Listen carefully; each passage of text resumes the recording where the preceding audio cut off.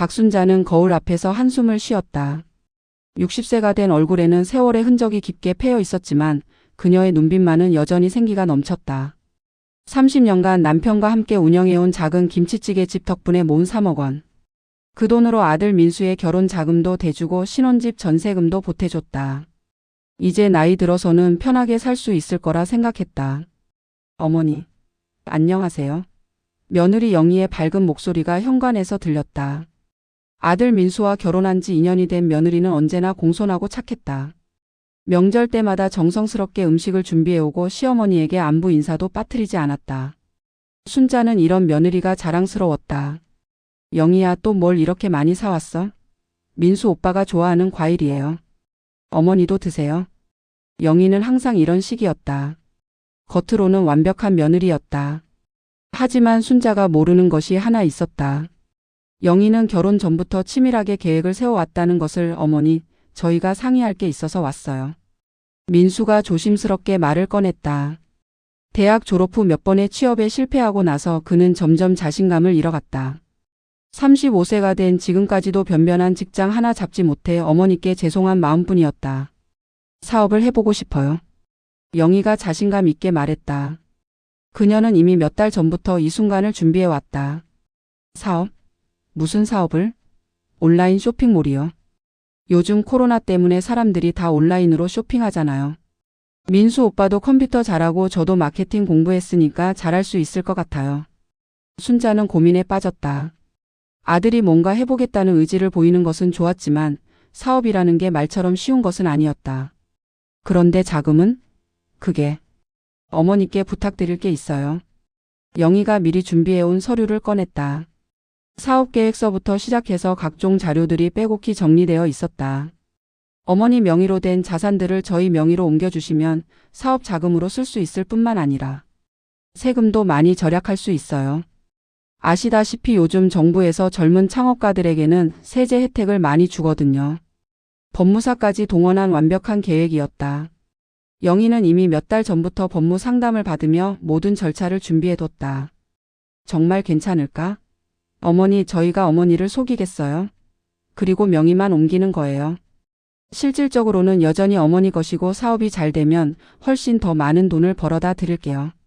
민수도 거들었다. 엄마, 저 정말 이번엔 제대로 해보고 싶어요. 지금까지 어머니께 폐만 끼쳤는데 이번 기회에 정말 성공해서 어머니를 편하게 해드리고 싶어요. 아들의 간절한 눈빛을 본 순자의 마음이 움직였다. 평생 고생만 시킨 아들에게 마지막으로 기회를 주고 싶었다. 알았다. 해보자. 이렇게 순자는 평생 모은 3억 원의 재산을 아들 명의로 이전했다. 집도 예금도 심지어 30년간 운영해온 식당까지 모두 민수 이름으로 바뀌었다. 산 이전이 완료된 지 3개월 후 순자는 이상한 기분을 느끼기 시작했다. 아들과 며느리의 태도가 미묘하게 변하고 있었던 것이다. 어머니, 사업이 생각보다 잘 안 되네요. 민수가 어두운 표정으로 말했다. 하지만 순자가 보기에 그들의 생활은 전혀 어려워 보이지 않았다. 오히려 예전보다 더 좋은 옷을 입고 더 비싼 차를 타고 다녔다. 그럼 다시 생각해보자. 사업을 접고 다른 방법을. 어머니, 이미 많은 돈이 들어갔어요. 지금 그만두면 정말 큰 손실이에요. 영희가 말을 자르며 말했다. 예전에 공손한 말투는 온데간데 없고 조금씩 반말이 섞이기 시작했다. 그래도 아직 돈이 남아있잖아. 어머니, 그게 사실은 빚이 생겼어요. 빚? 순자는 놀랐다. 3억이나 되는 돈으로 어떻게 빚까지 질 수 있단 말인가? 온라인 쇼핑몰 하려면 재고도 많이 준비해야 하고 마케팅 비용도 엄청나게 들어가요. 그런데 매출이 예상보다 훨씬 적어서. 민수의 설명은 그럴듯했지만 순자는 왠지 모를 불안감을 느꼈다. 그럼 정확히 얼마나 남았는지 보자. 장부라도 보여줘. 어머니, 그런 건 복잡해서 어머니가 보셔도 이해하기 어려울 거예요. 영희가 차가운 목소리로 말했다. 이제는 완전히 반말이었다. 그날 밤 순자는 잠을 이룰 수 없었다. 뭔가 잘못되고 있다는 직감이 들었다. 다음 날 아침 그녀는 은행에 갔다. 계좌가 해지되었습니다. 해지? 누가? 계좌 명의자이신 박민수 씨께서 직접 오셔서 해지하셨습니다. 순자의 머릿속이 하얘졌다. 급히 집으로 돌아가서 아들을 불렀지만 그들은 이미 짐을 싸고 있었다. 민수야, 이게 뭐야? 계좌가 왜 해지된 거야?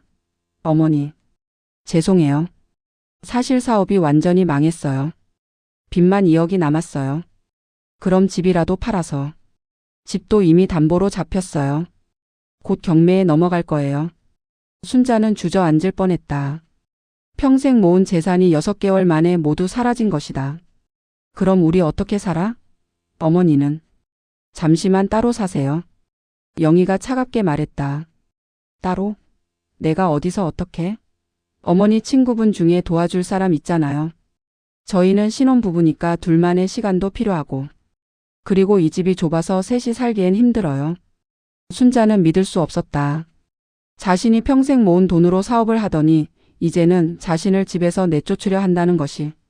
민수야, 너 정말 이럴 거야? 너를 낳아서 키운 엄마를. 엄마, 저도 힘들어요. 빚 때문에 정신이 없어요. 조금만 참아주세요.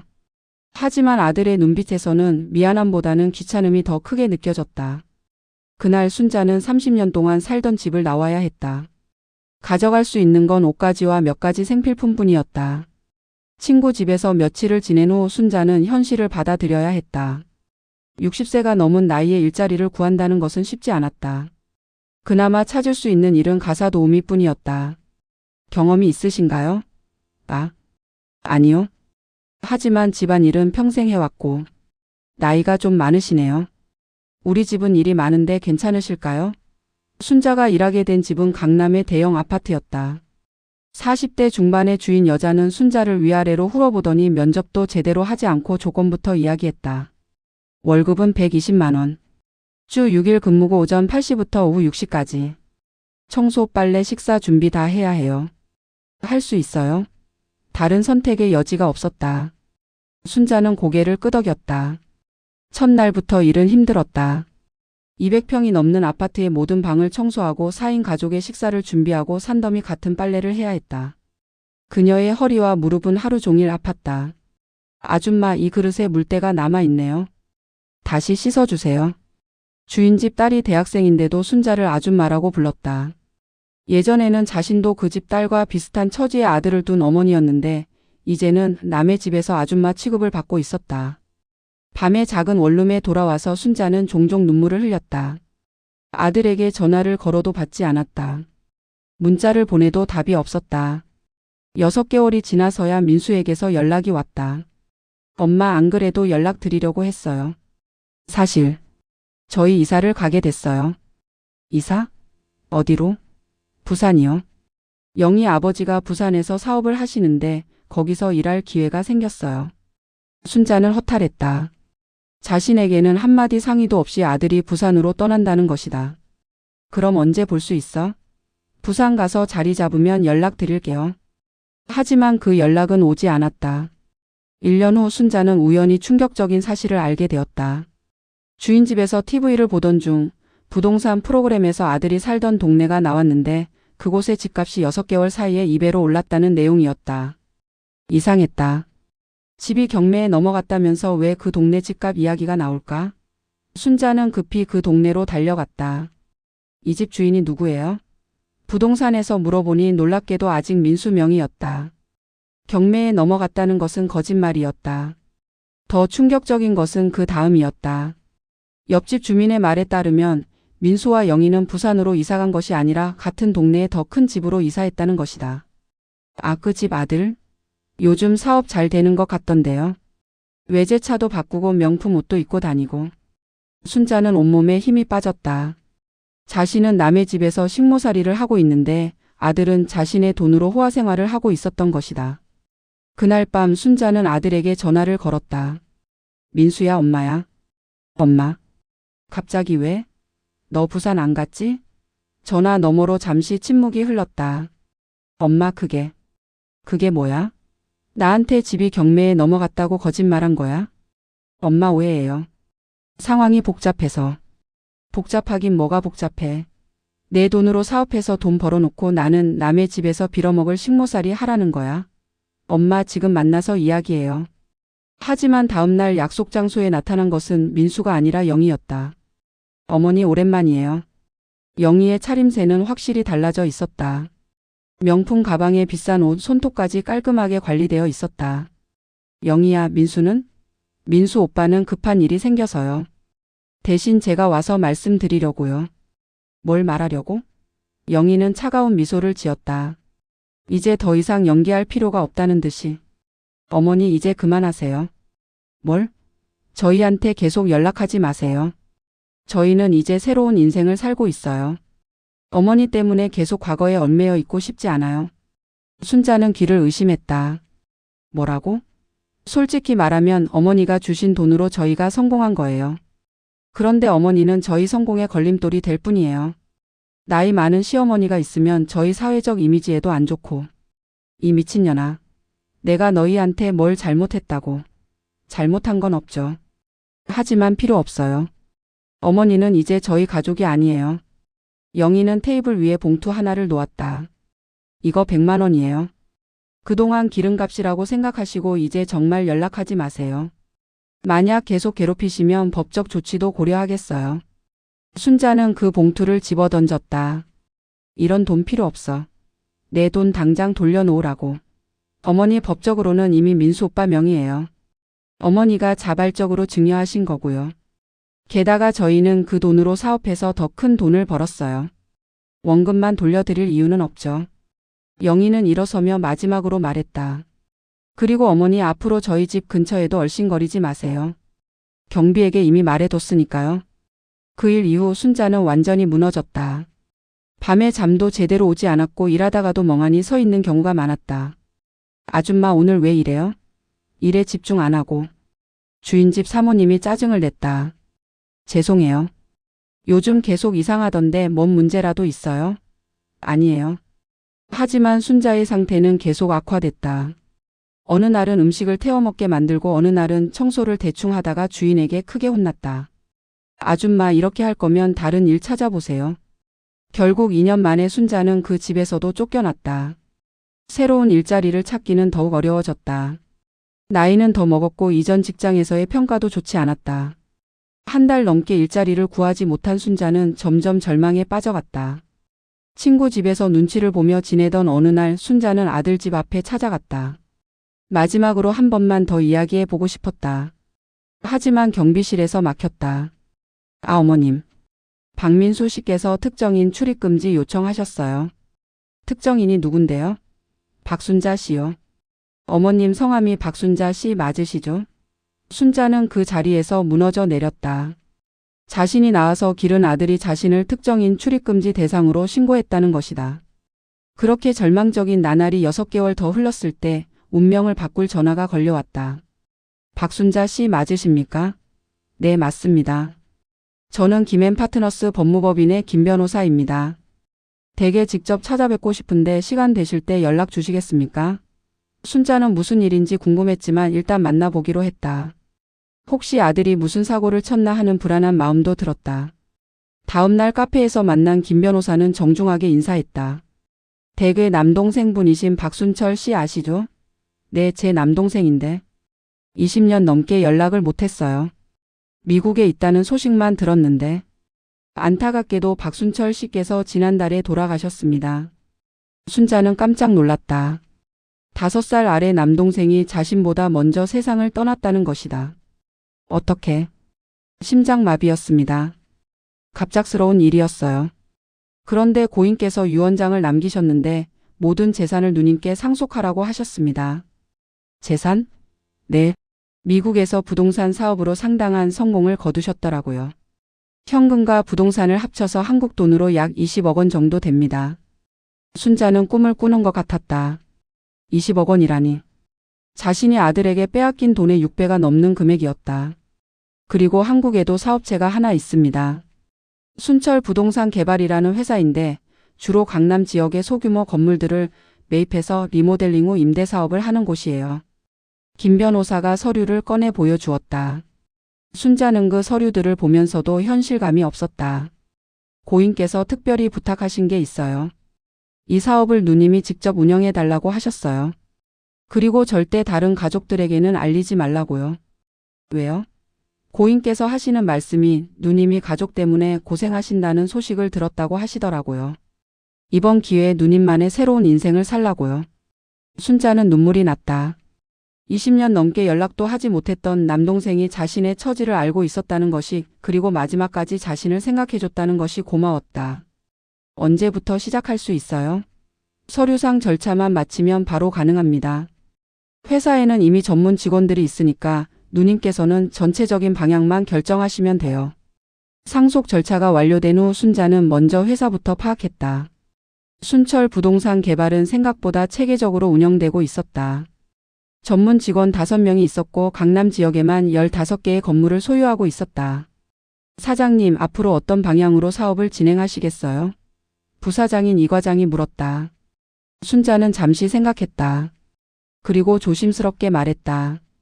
이 지역에 괜찮은 건물이 더 있나요? 매입할 만한. 많죠. 요즘 경기가 안 좋아서 내놓는 건물들이 꽤 있어요. 순자는 컴퓨터로 그 지역 부동산 정보를 찾아보기 시작했다. 그러다가 익숙한 주소를 발견했다. 민수가 살고 있는 아파트 단지 바로 옆 상가 건물이었다. 이 건물은 어때요? 아, 거기요? 좋은 자리죠. 주변에 아파트 단지가 많아서 임대도 잘 나갈 거고. 근데 매물로 안 나와 있는데요. 주인이 누군지 알아볼 수 있어요? 한번 알아보겠습니다. 며칠 후 이 과장이 보고했다. 그 건물 주인이 급전이 필요한 상황이라고 하네요. 시세보다 조금 낮은 가격에 팔겠다고 해요. 순자는 즉시 매입을 결정했다. 그리고 나서 더 중요한 정보를 수집하기 시작했다. 아들과 며느리의 생활 패턴, 다니는 직장, 자주 가는 장소들을 모두 파악했다. 사실 민수는 아직도 제대로 된 직장이 없었다. 영희 아버지의 회사에서 명목상의 직책만 가지고 있을 뿐이었다. 그런데 순자가 조사한 바로는 더 충격적인 사실이 있었다. 영희가 다른 남자와 바람을 피우고 있다는 것이었다.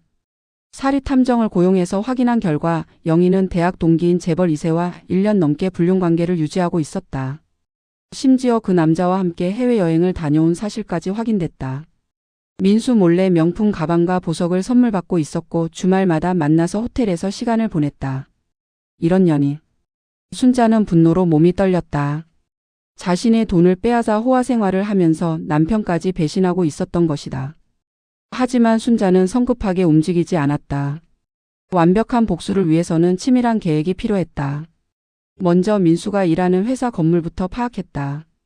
영희 아버지의 회사가 입주해 있는 건물의 임대인이 누군지 알아보니 역시 경영난으로 매물로 나와 있었다. 이 건물도 매입하겠습니다. 사장님, 이 건물은 좀 비싼데요. 괜찮아요. 장기적으로 봤을 때 가치가 있을 거예요. 두 번째 매입도 완료했다. 이제 순자는 아들의 직장 건물주가 됐다. 그 다음은 영희의 친정집이었다. 영희의 아버지는 작은 무역회사를 운영하고 있었는데 코로나 이후 사업이 어려워져서 집까지 담보로 잡혀 있는 상황이었다. 순자는 그 채권을 매입했다. 이제 영희 친정집의 실질적인 채권자가 된 것이다.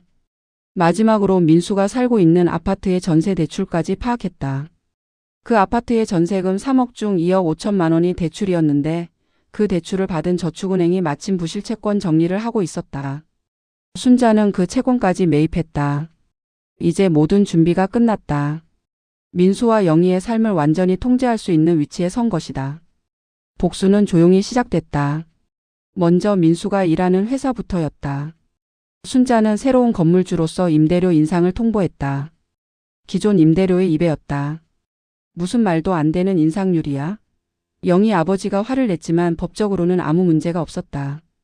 계약 갱신 시기였고 주변 시세를 고려하면 오히려 합리적인 수준이었다.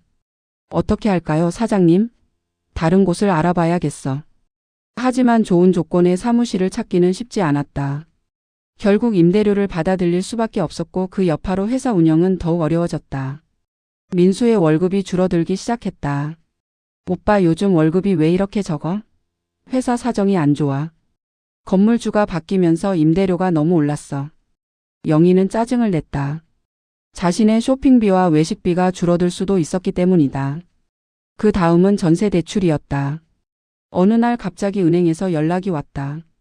박민수 고객님, 전세 대출 조기 상환 요청이 들어왔습니다.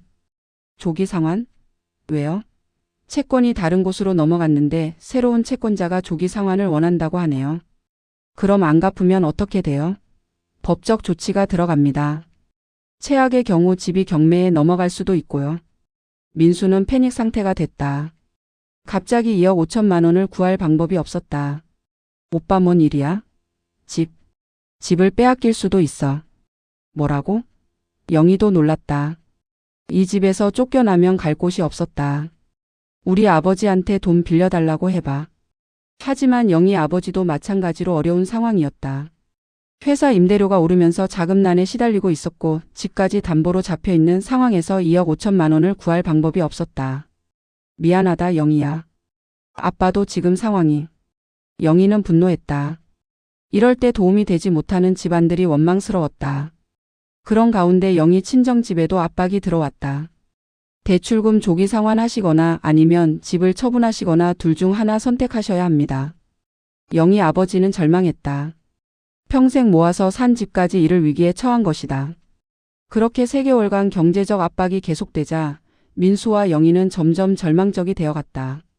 영희는 스트레스로 불륜 관계도 소홀해졌고 그 남자도 점점 연락을 피하기 시작했다. 재벌 2세에게는 돈 없는 유부녀와의 불륜은 더 이상 흥미롭지 않았다. 민수는 밤잠을 못 이룰 정도로 스트레스에 시달렸다. 회사에서는 월급이 계속 밀리고 집은 경매 위기에 처하고 아내는 매일 짜증만 냈다. 오빠 정말 방법이 없어? 내가 뭘 어떻게 하라고.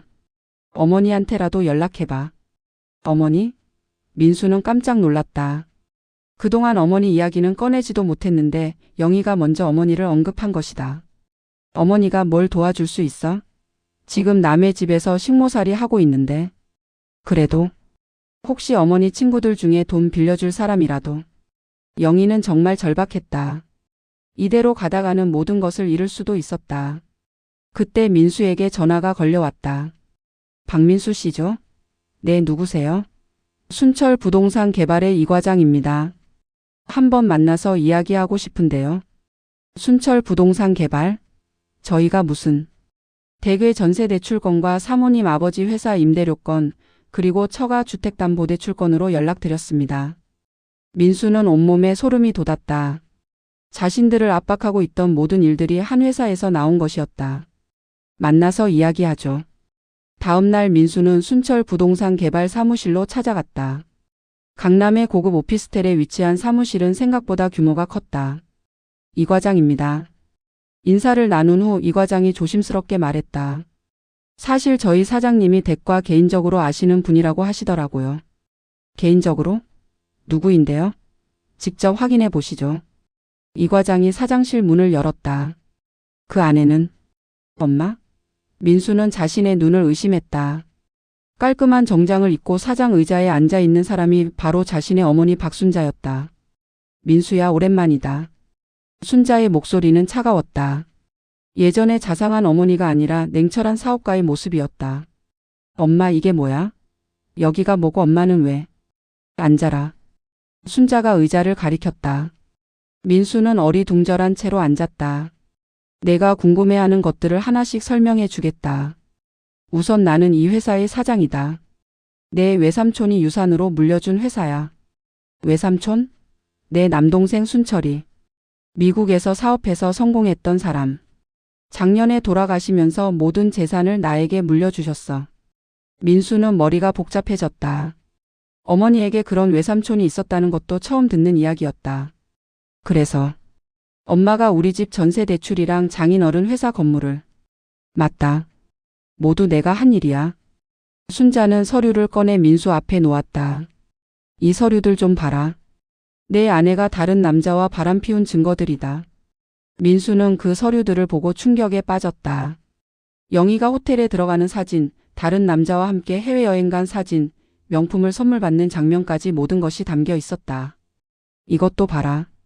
이번에는 영희가 친구들과 만나서 나눈 대화 녹음 파일이었다. 시어머니? 그런 늙은이 신경 쓸 시간 있어? 남편은 바보고 시어머니는 식모나 하고 있으니까 이제 내 세상이지. 그래도 양심상. 양심? 웃기지 마. 돈이 양심이야. 그 늙은이 덕분에 우리가 이렇게 잘 살게 된 거 아니야? 민수는 주저앉을 뻔했다.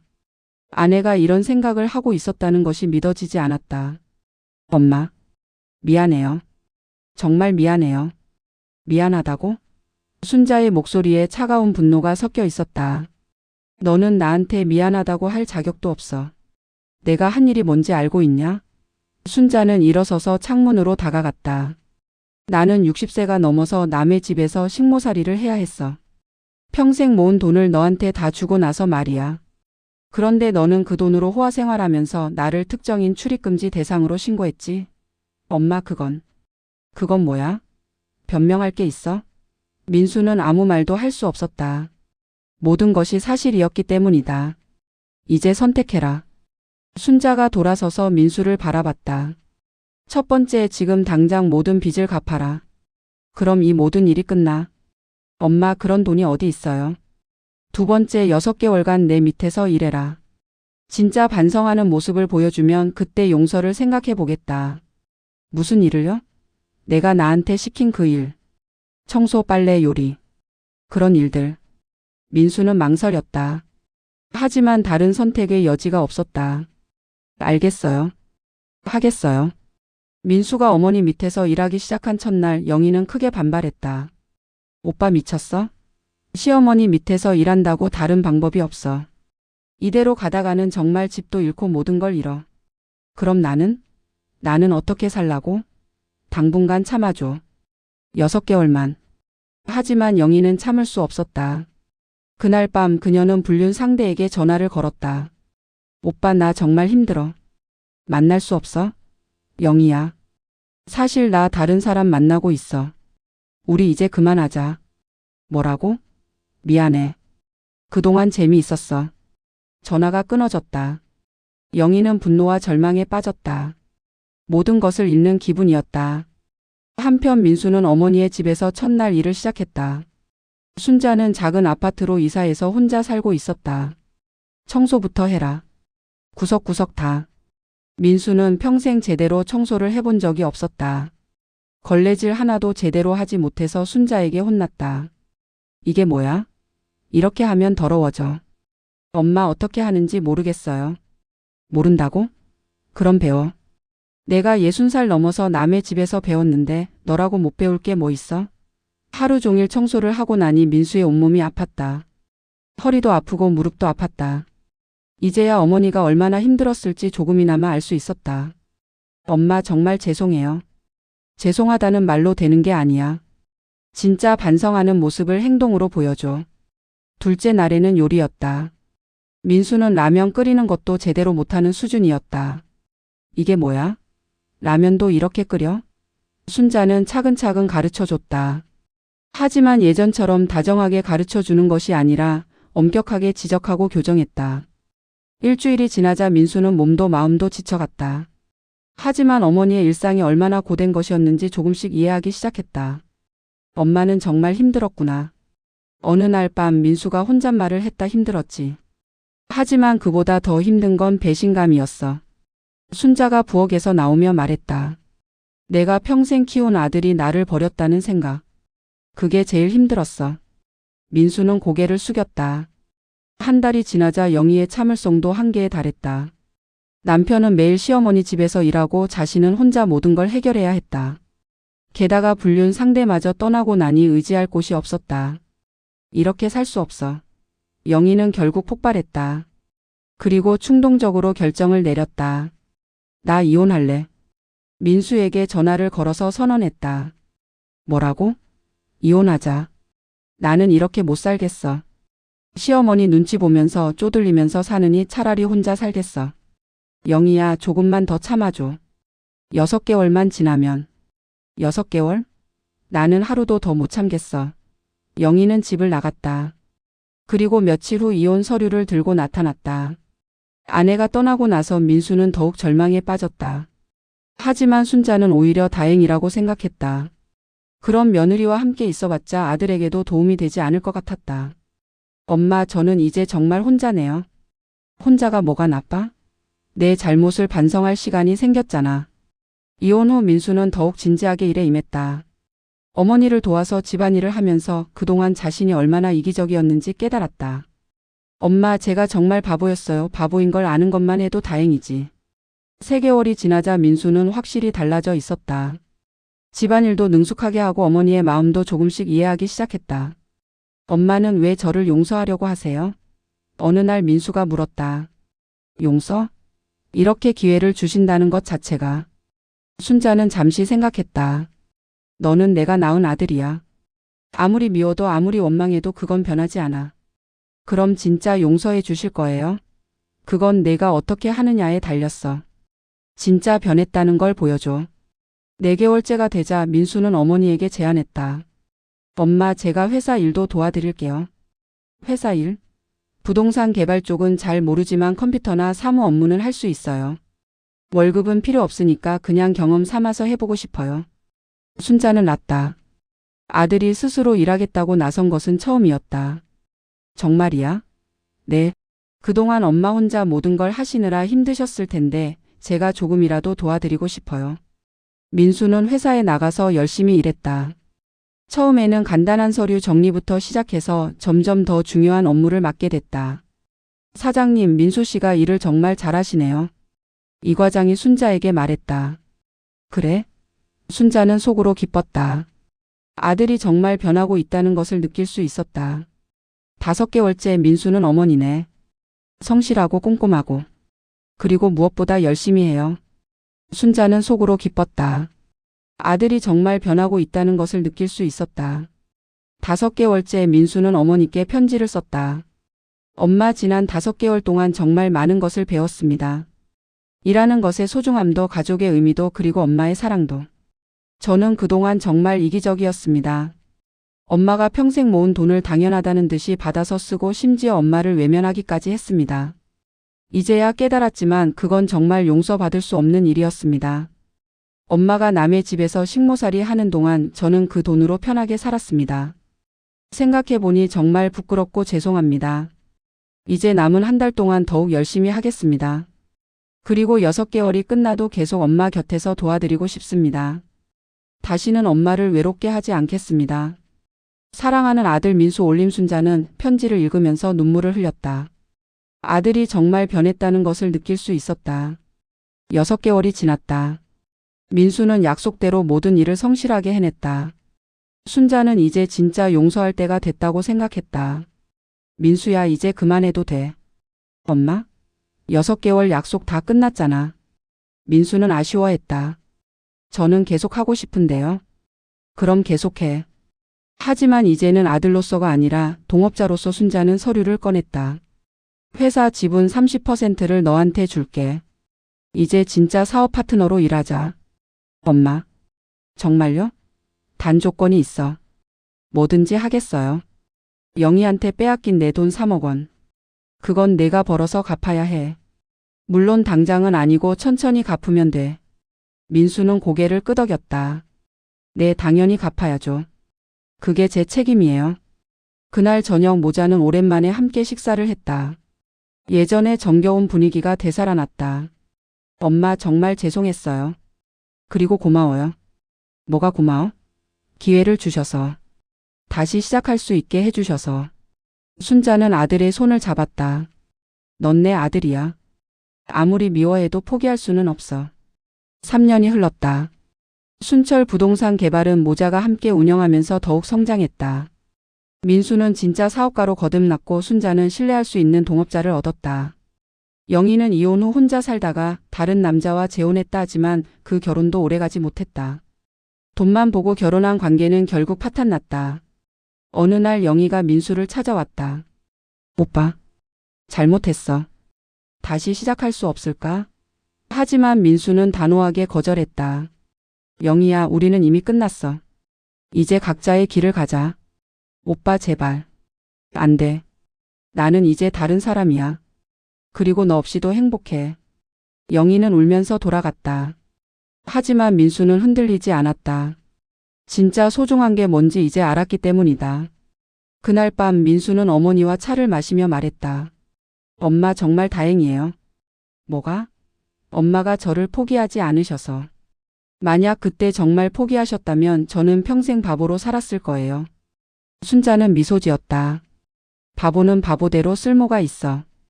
다만 깨달아야 진짜 쓸모가 생기는 거지. 민수는 어머니 손을 꼭 잡았다. 엄마 앞으로는 제가 엄마를 지킬게요. 이미 충분히 지키고 있어.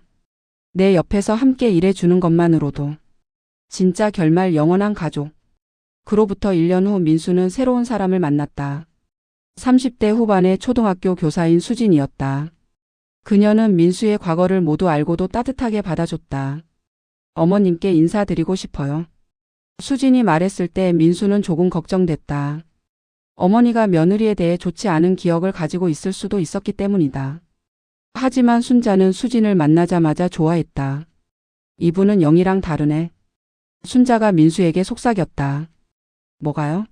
진심이 느껴져. 돈이나 외모 같은 걸 보는 게 아니라 진짜 널 좋아하는 것 같아. 수진은 정말 다른 사람이었다. 첫 만남부터 순자에게 정중하게 인사했고 함께 식사를 준비하며 자연스럽게 대화를 나눴다. 어머님, 민수 오빠한테 많은 걸 배웠다고 들었어요. 뭘 배웠다고 하던가요? 진짜 가족의 의미요. 그리고 일하는 것의 소중함. 순자는 이 며느리라면 믿을 수 있겠다고 생각했다. 결혼식 날 순자는 민수에게 특별한 선물을 줬다. 이게 뭐예요? 집 열쇠야. 우리 옛날 집. 민수는 깜짝 놀랐다. 엄마가 다시 사신 거예요? 응. 너희가 신혼집으로 써. 엄마. 단 조건이 있어. 나도 함께 살 거야. 민수와 수지는 기뻐했다. 당연히 함께 사셔야죠. 저희도 어머님과 함께 살고 싶었어요. 수진이 말했다. 이렇게 해서 박순자의 길고 험난했던 복수는 끝났다. 하지만 그것은 복수라기보다는 진정한 가족의 회복이었다. 3대가 함께 사는 집에는 매일 웃음소리가 끊이지 않았다. 민수는 매일 아침 어머니께 인사를 드리고 출근했고 수지는 어머니와 함께 요리하며 시간을 보냈다. 어님 정말 대단하세요. 수진이 어느 날 순자에게 말했다. 뭐가? 민수 오빠를 이렇게 훌륭하게 교육시키신 것이요. 순자는 웃었다. 교육이 아니라 사랑이지. 진짜 사랑은 때로는 엄격해야 해. 저도 배우고 싶어요. 나중에 아이가 생기면 어떻게 키워야 할지. 시간이 많아. 천천히 배워. 마지막 회상 진짜 승자 5년이 흘러서 민수와 수진 사이에 아들이 태어났다. 순자는 손자를 안고 말했다. 얘는 할머니가 제대로 키워줄게. 민수는 웃으며 말했다. 엄마, 저도 이제 아버지가 됐네요. 그러게. 이제 내 마음을 조금은 이해하겠지? 네. 아이를 키운다는 게 이렇게 힘든 일인지 몰랐어요. 순자는 창밖을 바라보며 생각했다. 영희는 지금 어떻게 살고 있을까? 아마 아직도 돈만 조차 헤매고 있을 것이다. 하지만 그것은 이제 자신과 상관없는 일이었다. 진짜 승자는 돈을 많이 가진 사람이 아니라 사랑하는 가족과 함께 행복하게 사는 사람이었다. 엄마 고마워요. 민수가 말했다. 뭐가 고마워? 저를 포기하지 않아 주셔서. 그리고 진짜 가족이 뭔지 가르쳐 주셔서. 순자는 손자를 바라보며 미소 지었다. 이 아이는 자신의 실수를 반복하지 않을 것이다. 그리고 민수도 이제는 진짜 아버지가 될 수 있을 것이다. 우리 가족은 이제 정말 완성됐네. 순자가 혼잣말처럼 중얼거렸다. 네 엄마. 완벽한 가족이에요. 그 순간 순자는 깨달았다. 자신이 계획했던 복수는 사실 복수가 아니었다. 그것은 진정한 사랑의 교육이었고 가족을 되찾는 과정이었다. 돈을 빼앗긴 것도 배신당한 것도 식모살이를 한 것도 모두 의미가 있었다. 그 모든 고통이 있었기에 지금의 행복이 더욱 소중하게 느껴졌다. 엄마. 응? 사랑해요. 나도 사랑한다 아들아. 박순자의 이야기는 이렇게 해피엔딩으로 끝났다. 하지만 그 해피엔딩을 위해서는 수많은 고통과 시련이 필요했다. 때로는 사랑이 가장 잔인한 선생님이 되기도 한다는 것을, 그리고 진정한 가족은 혈연이 아니라 마음으로 만들어진다는 것을 보여주는 이야기였다. 영희처럼 욕심만 부리다가 모든 것을 잃는 사람들도 있고 민수처럼 실수를 통해 깨달음을 얻는 사람들도 있다. 그리고 순자처럼 포기하지 않는 사랑으로 가족을 되찾는 사람들도 있다. 진짜 부자는 돈이 많은 사람이 아니라 사랑하는 사람들과 함께 웃을 수 있는 사람이다.